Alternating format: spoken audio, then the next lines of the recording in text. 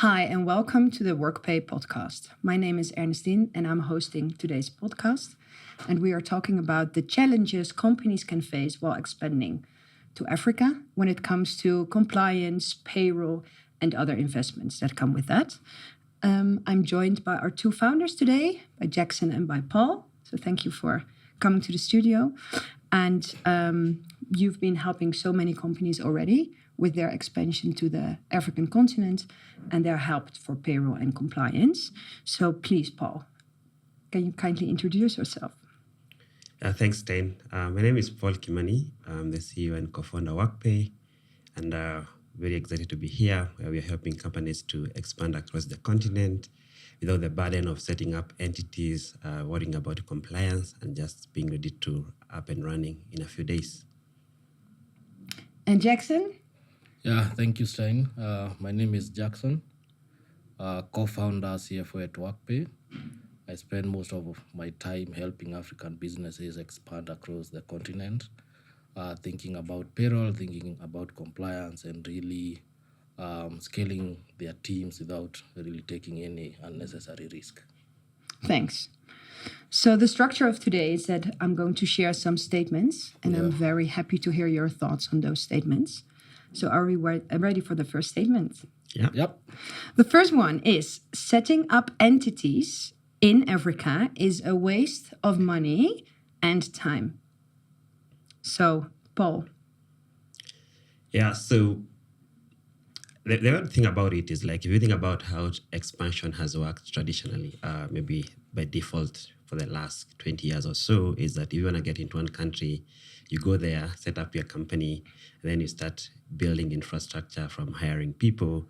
And that has worked for so long. And that's why companies would default to that. Number one, it's safe because that's what they have known and they think that's the best way to do it. But if you think about it in the African context, for example, it can take you between 6 and 12 months, sometimes even more, to just set up one entity. That's not even to mention about the cost that you're going to incur when you're doing that. And when you're doing that, you're trying to set up in one country. Your competition or the talent that you're trying to hire in that country has probably moved on, and the market has moved on. So what happens eventually is that you end up spending a lot of time, a lot of money in setting up in one country. Yet you could just use other mechanisms that have come up, like for example, using employer of record services to be able to be up and running within a day. So yes, it has worked setting up entities for the last couple of years, but I think there needs to be a mind shift. Especially you're trying to grow fast into in a market, you need to figure out what works today, but not what's working a couple of years ago. Yeah, so thank you for sharing. And why do you think then companies still default in setting up their own entity in any African country while there are also alternatives?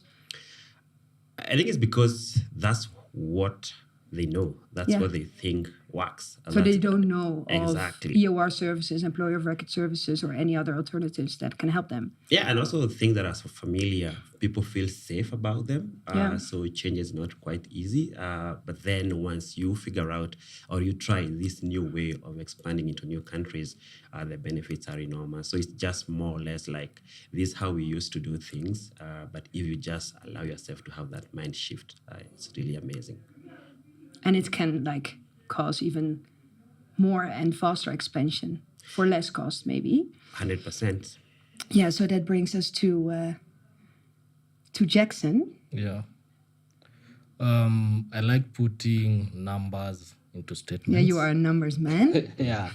And in most African countries, setting up an entity will cost you anywhere between 7,000 all the way to 10,000. You are looking at the incorporation cost, tax registration, any legal support, and basic structuring of the company. But I think that's not the biggest cost. The biggest cost really is on what it takes to keep that company alive, right? So After setting up. Yes, after setting up, the company still has to run and it has to be a live entity for you to continue operating. And depending on on the size of the company, it can set you anywhere between 10,000 all the way to $30,000. You are looking at things like statutory audits, which you have to do. You are looking at accounting, which you have to sort. You are looking at responding to regulatory questions. You are looking at payroll administration. All those things, they cost money. And then, of course, there's the compliance burden. All these entities, if you're in let's say five different entities, they have different labor laws. They have different benefit administration structures.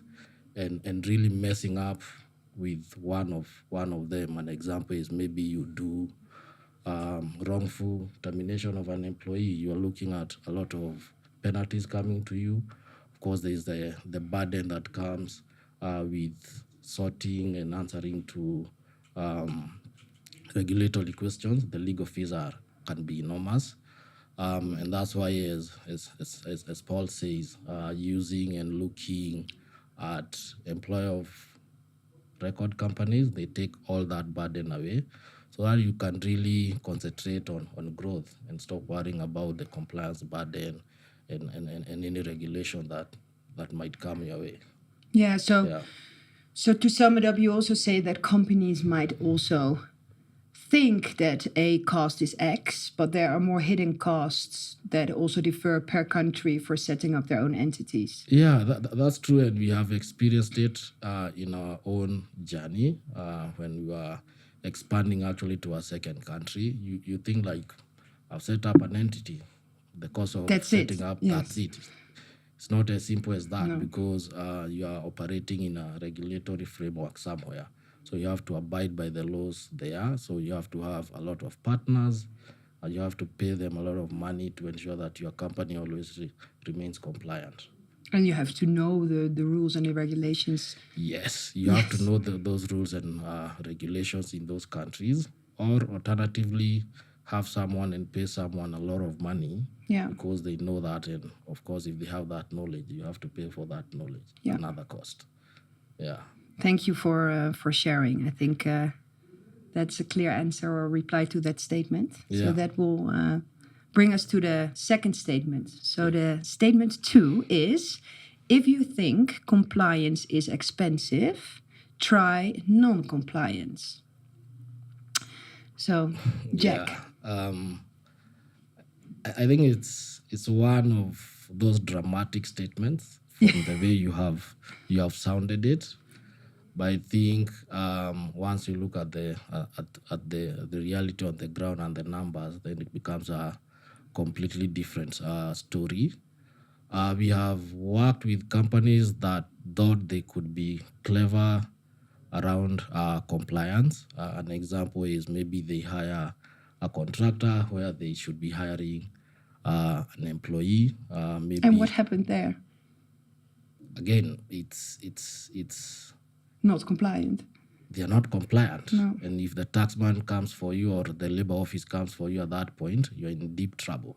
Yeah. Right. Another example would be where we have seen companies that don't do benefits administration properly. They could just concentrate on the payroll bit, but they forget about the benefits administration.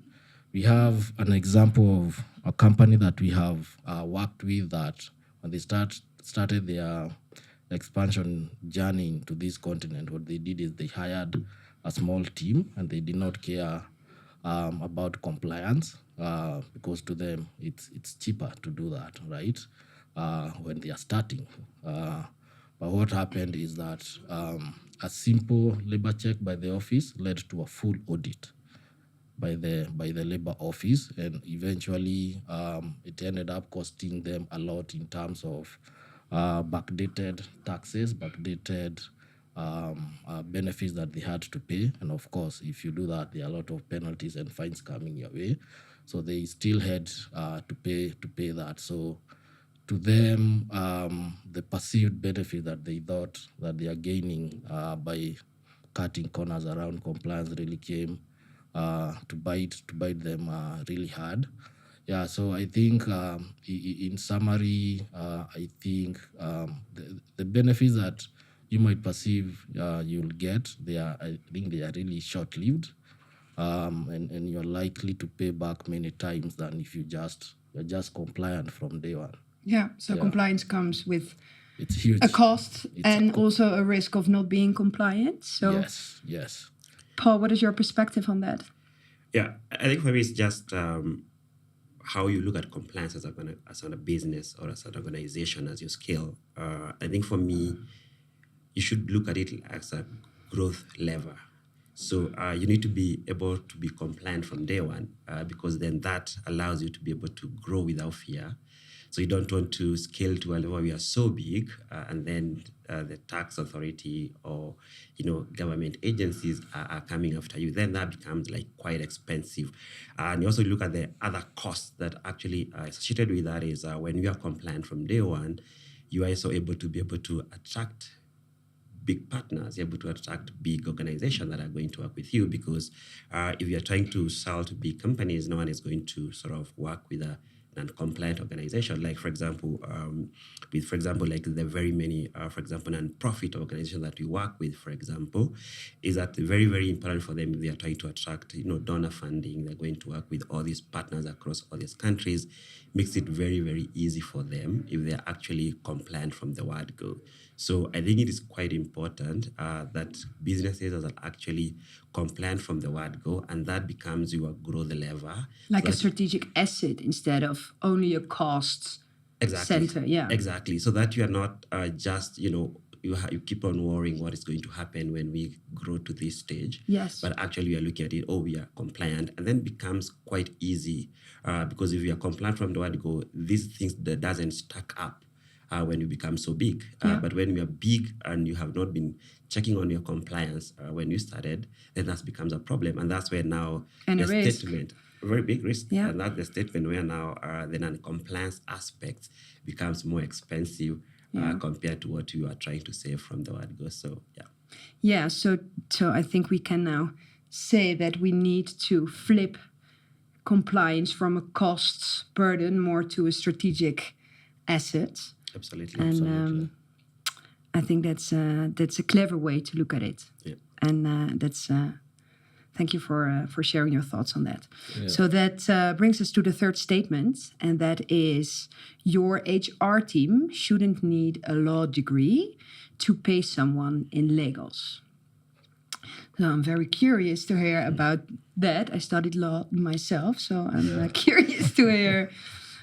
Paul, what do you think about this? So I think the first is just to paint the reality of what happens with the HR teams is that most of the time they will spend sometimes in the upwards of 30 to 40% of their time dealing with admin work. Yes. And payroll is a very, very big admin part of what they do. And if you think about the time, the effort that you take into hiring like really, really good HR people, you don't actually hire them to do the admin work. No, you want them to focus on the talent and the culture. Exactly, supporting the managers in building the organization. So if they are actually spending most of that time doing the admin work, honestly, it's a disservice to the business in what you do. So, and then the beauty of it is that there are ways that they can just sort of strategically offload that to someone else who can do the admin work on their behalf. They don't have to spending time trying to decode tax laws in like 5 countries or trying to go back to, as you say, their law degree to just try and figure out how do labor laws work in 5 countries in Lagos. How do they work in Morocco? They have employees in Lagos, South Africa, Cape Town. So how do they don't have to spend time trying to figure out how those things work. They need to be able to like concentrate on culture, recruitment, and actually really using people as an asset to be able to grow their businesses. So they don't need to have a law degree. They just need to be strategic in what they use from internal resources, and also you are working with partners who help them to have these things almost on an autopilot perspective. Yeah, and are there things you've seen going wrong when companies or HR people try to figure these things out themselves to try to pay people in Lagos, Morocco, Congo?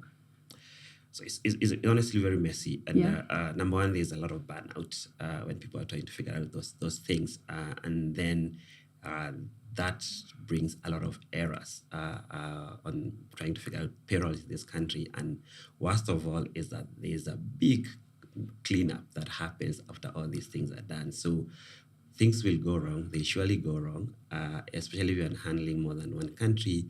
And the biggest problem is like, how much is it going to cost you to be able to clean up these challenges that will have already cost for the business? Thank you. Jackson, Yeah. what do you think if you hear all this? Yeah, I think Paul has painted the picture clearly, and the statement really resonates with what we see on the ground. And typically when a company is trying to expand, let's say you're expanding to Uganda or you're expanding to Nigeria, typically the burden of figuring out payroll compliance is left to the HR people, right? These people, as Paul says, they were not hired to deal with that. They were not hired to understand tax codes, understand payroll complexities. They were hired to do other things, right? Concentrate on things that move the company to the next level. Talk about things like building culture, concentrating on performance management. The other most important thing I would say is building the right team in terms of hiring. So I see the biggest opportunity cost is that time that you take away from the HR managers and the HR personnel to concentrate on dealing with tax issues and payroll complexities, while they could concentrate on things that drive the company forward. We have solutions. We have people who can help them deal with those issues. We have employee of record companies that, of course, will help them figure out the tax regulations in whichever jurisdiction. And that really allows them to focus on what they were hired to do. Yes, and so I once heard you say that a HR manager can spend up to 16 hours a week on payroll admin. Yeah. And that you can also say, okay, this is like 30 plus K in salary that's just wasted on a yearly basis. Yeah.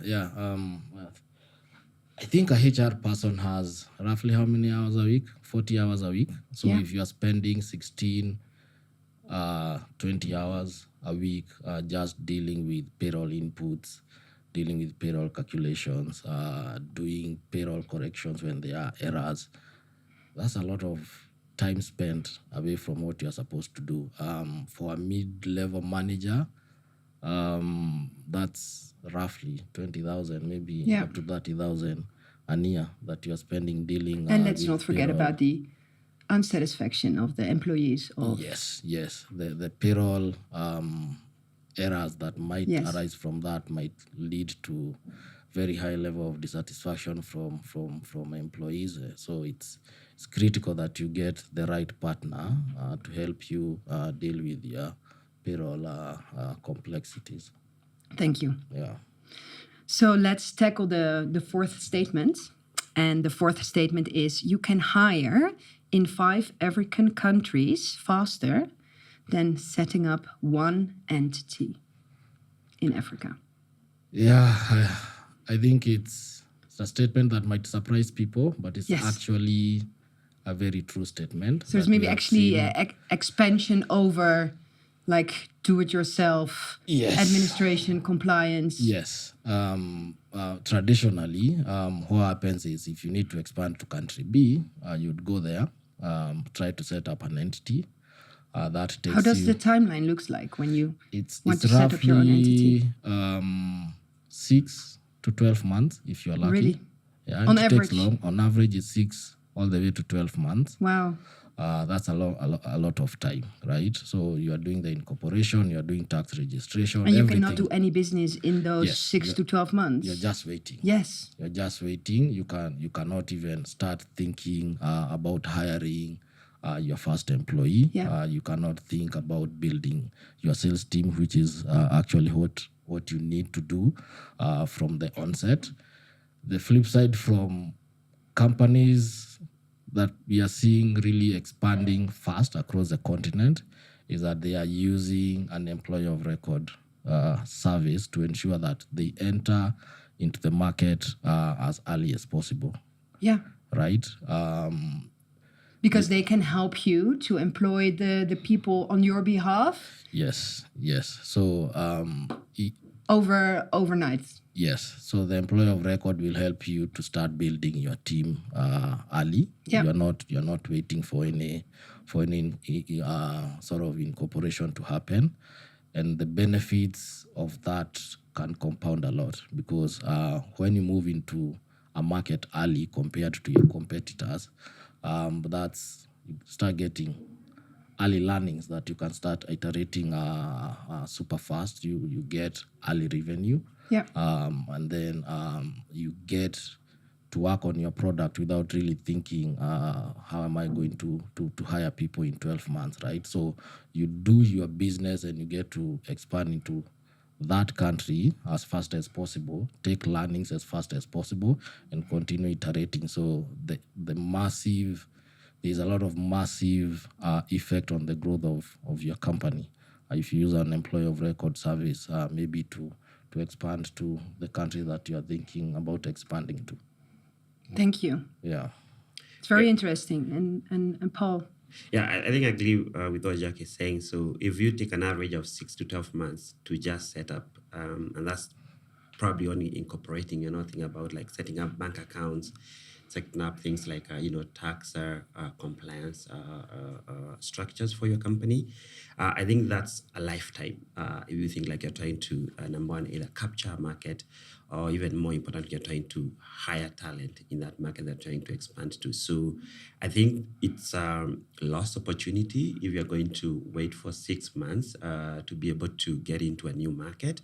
So I think there, as Jack is saying, it's very easier to use alternative ways for you to be able to iterate faster, learn faster about the market, and even to decide on whether that's a market that you want to go for. And I think these are actually, we have so many examples that we have seen where we have gone to companies who already, they went into a country, they started their own entity, they went through the pain for 12 months, but then they figured out, after 6 months having a team there, we probably don't want to be there.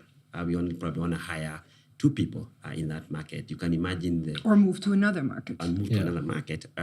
Or you figure out, like, if you entered into 3 markets, you just want to concentrate on 1 market. Yeah. And that's where you want to put more your effort. You can imagine the lost time, you can imagine the lost money that you have put into setting up those entities. Yet you could have strategically just use alternative ways for you to be able to just get there faster, learn faster, iterate faster, get revenue, capture the market, and even more importantly, get the talent that you're actually going for, because there's no talent that is going to wait for you for 6 months for you to hire them. They'll already have moved on to other opportunities that are always out there. Yeah. So what we've heard so far is that setting up an entity in any African market can be very expensive, can take a lot of time. Even if you don't yet know whether or not you want to, or you are successful in a country, it can also be more interesting, less costs, faster time to market, to collaborate with an employer of record company to help you employing people while staying compliant. Yeah. So thank you. We've learned a lot already today. So that leads us to the 5th statement.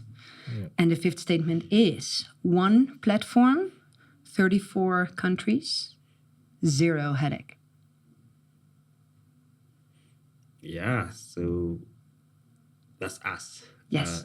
That's what I've been able to. And to why is it Workpay? Yeah, I think I'll start by sort of like trying to paint a picture of what happened. So Africa is hugely fragmented, and I think that's people know that even when they are getting into the market.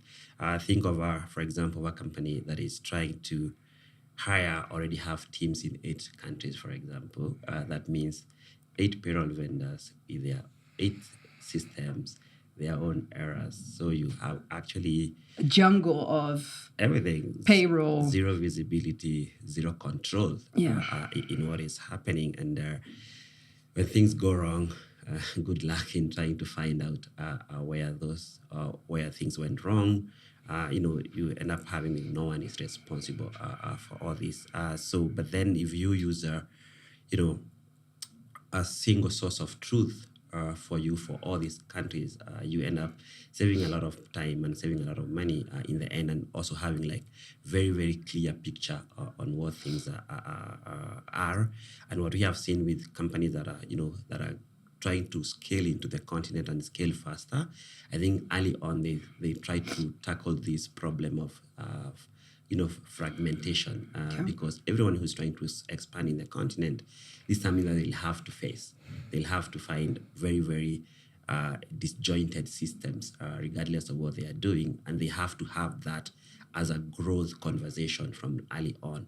They have to know, like, if you are going to hire employees in 10 countries, we cannot work with 10 individual service providers in all these countries. We have to work with one service provider. And we are very, very, happy that that's exactly the space that we are playing around. Is like, how do we help people to be able to hire anywhere in the continent without having to worry what happens in that country, just having one single source of truth, having one partner that you work with, someone who is actually doing the heavy lifting from a compliance perspective on your behalf. Yeah, so it's like the one-stop shop for your African expansion. Absolutely. Yes. Yeah. So that sounds great. So why don't more providers build it this way? Is it that complicated? Yes. So I think it goes back to how people are used to doing things, or how they have seen things done before, in terms of their expansion, and in terms of their understanding, and in terms of sometimes if thinking that it's going to be cheaper when you go directly, when you go on your own. But as we have been discussing here, is that in the wrong land, those things compound.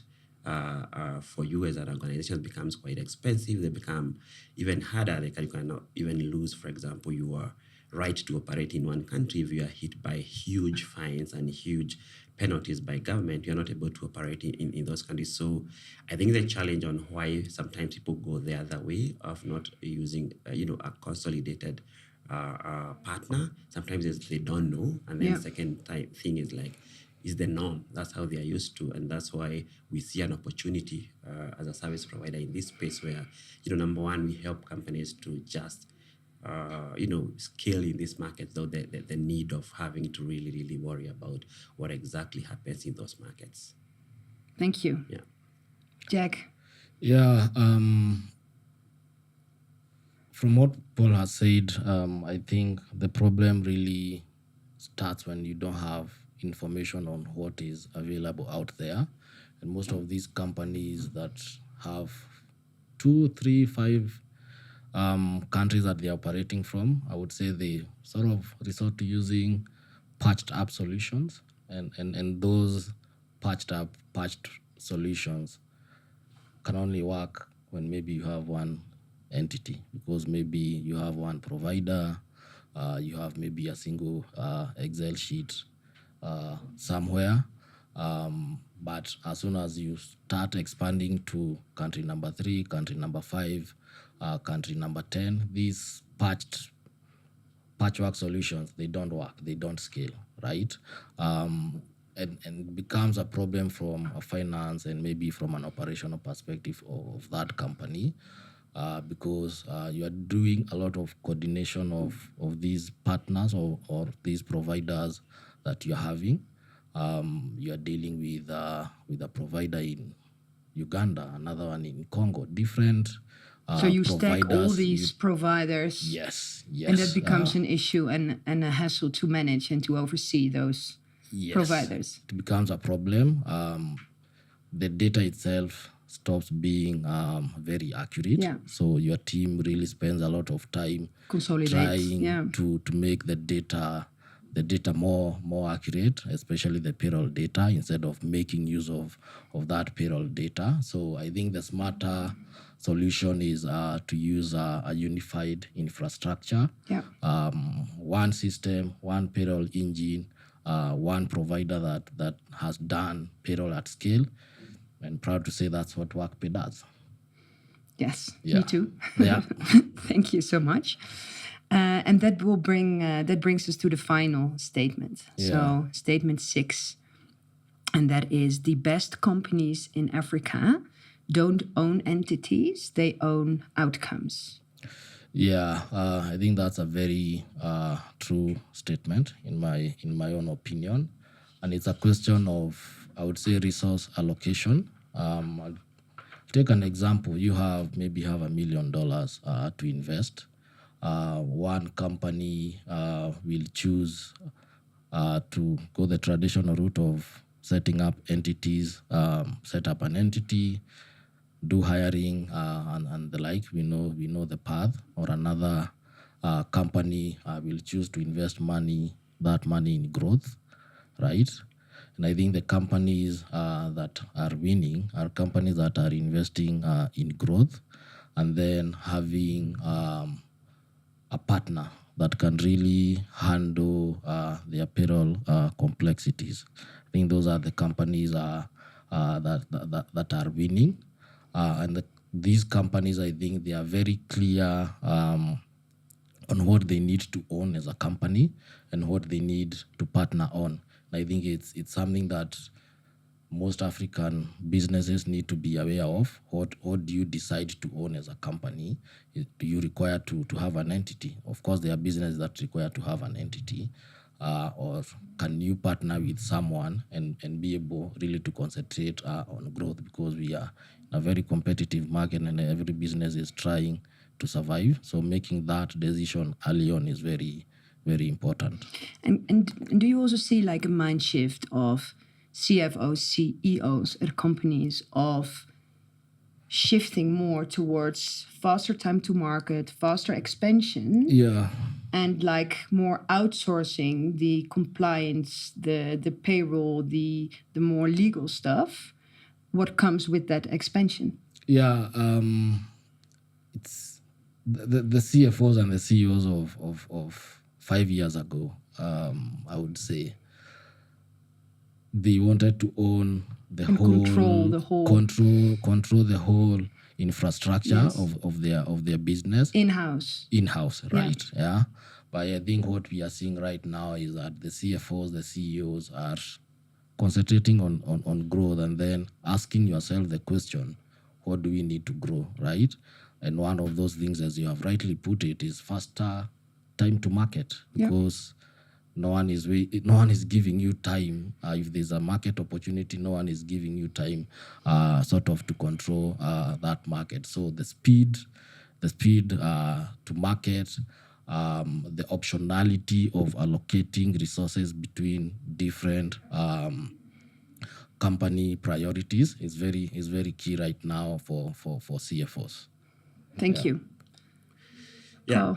Yeah, I think for me, first I agree 100% with what Jack is saying, and I love this one because what this forces you to do when you think about the outcome, when you're trying to get into a market, it's like really forces you to think about like exactly why are we trying to get into a country, and when you're in a competitive world that we live in, I think speed is quite important. And if you look at the fastest growing companies, is like they are very light in assets, and that's by design. Yeah. Right. And Do you see that across all sectors and industries, or do you see that more for certain industries than for others? Absolutely. So if you look, this used to be like a very tech-driven kind of a phenomena where companies are trying to be as light as possible from an asset perspective, Yeah.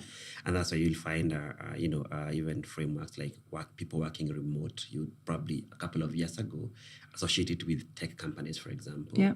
But now, as the world is changing and as businesses are figuring out that they can actually use alternative ways to grow faster and move faster, this becomes quite a widespread phenomena. Of course, there are situations where makes sense, and this is what you need to figure out as a business, that when it is strategically makes sense for you to set up a whole infrastructure from admin, from entities and the like in a country, you can do that. But then if it doesn't force you to do that, I think the most important thing is like you want to focus on what is the most important thing for me. And most of the time it's two things. So number one is like you're trying to grow into a new market. So how faster you grow there, you outgrow your competition. That is important. And then number two, sometimes you're trying to get like best talent in that market.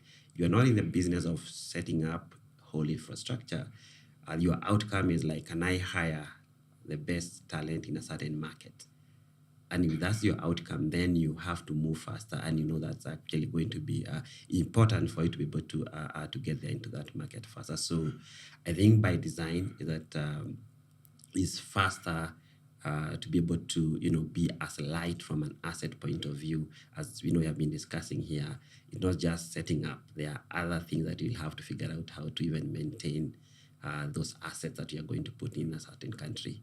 Yeah, so it comes with cost, it comes with a heavy time investment, maybe with delaying the expansion or the growth and the outcomes. Absolutely. So there are multiple reasons on maybe rethinking the strategy on the African expansion of companies. Yeah. So if someone is listening to this podcast and people think, what should we do? Or how can we rethink our African expansion strategy? What is the one thing that they should do or think of this week? I think on my end, I would advise, if you have maybe 2-3 entities across the continent, take one country and map it sort of end to end. Consider how long it takes to hire, what compliance looks like in that country, how much it costs you to maintain that entity, and all the complexities that are around payroll management. And then really ask yourself the question whether doing that is that helping you to grow faster or it's slowing you down. And if you have the answer to that question, then I think you're good to go. Yeah. In line with that, I think it's just run the numbers and be honest with yourself in terms of what the numbers are telling you. The true numbers. True numbers, not just the superficial numbers. Run the numbers, see what the numbers are telling you.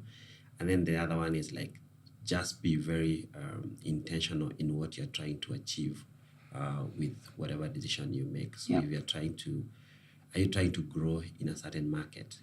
What do you have to do to grow faster? How do you have to test it faster, figure that market faster? And if it's getting the best talent in that market again, that should be what you focus on, not layering burden for you, which then you end up failing behind competition and losing good talent or market share. Yeah. Well, thank you, both of you. It's been very insightful.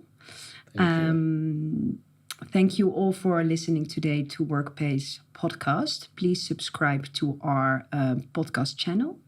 And if there are any questions, please reach out to any of us directly or visit our website, myworkpay.com. Once again, thank you. And I hope you all have a lovely day.